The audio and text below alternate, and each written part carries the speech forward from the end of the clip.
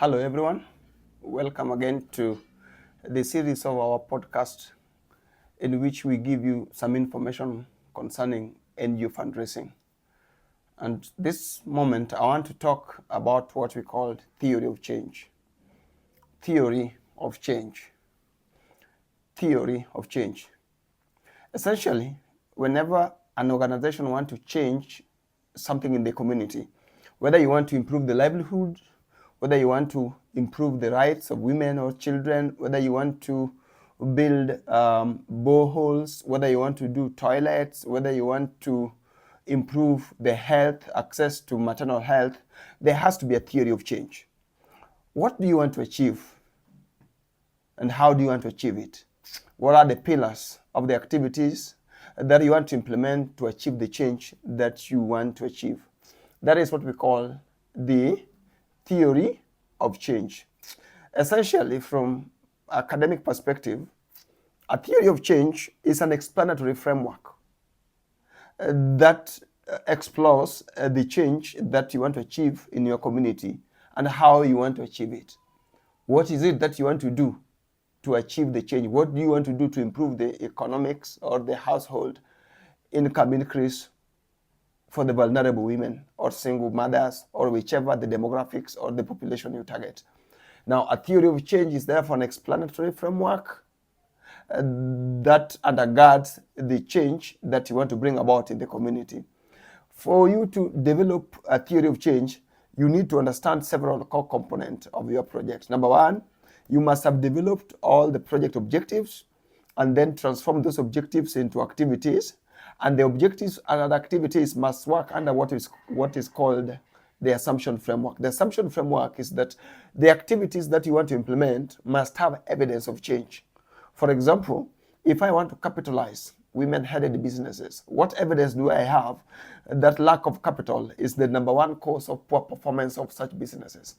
So a theory of change must have what is called an evidence. Before you begin a theory of change, you must understand the problem in the community and the activities that you want to do to change the situation that you want to change. Now, you have to consider the following component. Component number one is the activities that you want to do. Component number two is what is called the assumption. And then component number three is the scientific evidence that you have. Number one, if we begin with the activities, if you want to improve the economic or the income level of women-headed households, and then the objective number one that you choose is that you want to build the market. So you have to have evidence that building the market will correspond to increase in household income of the targeted population, which means that you must provide evidence that these people are displaying their wares in a conducive environment. So that is the number one component. If you want to capitalize the businesses, you have to prove that lack of enough capital is affecting the bottom line of these businesses. If you want to provide literacy and numeracy skills, the same thing applies. So let us assume that we have identified three activities, and I will just write them down briefly. Number one is that you want to build the market. Build markets. Number two, you want to capitalize these businesses.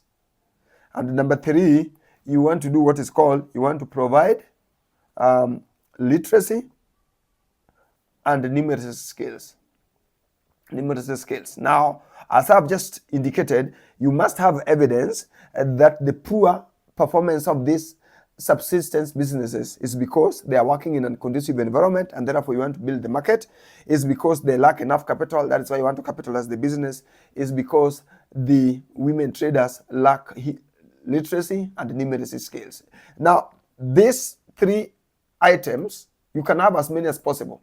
But these three items I'm using in this example is what is called the theory of change pathways. So the assumption in each of them, as I've indicated, is that there has to be evidence that lack of market, limited capital, and poor literacy and numeracy skills, especially for keeping what is called small accounting, maintaining accounting for the businesses.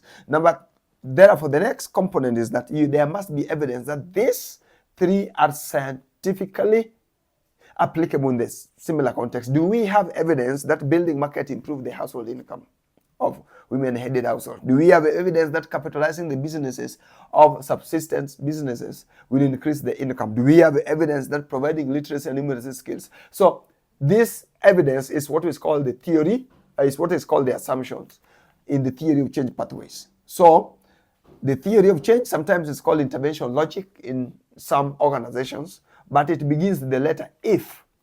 If I build the market for women-headed households, if I capitalize their businesses, and if I provide the literacy and numeracy skills, then there is a likelihood that the household economic increase or the income increase of women-headed households working in market X will increase by 25%.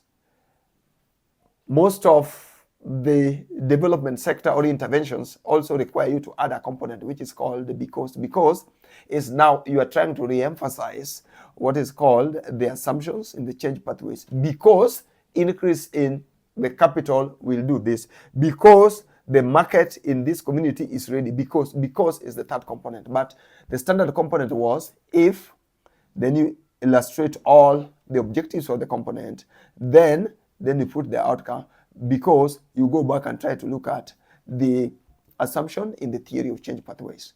So whenever you're designing a project, be careful to consider those components. Thank you so much for joining us. Please subscribe, click the notification bell so that you are alerted whenever we upload any other subsequent video.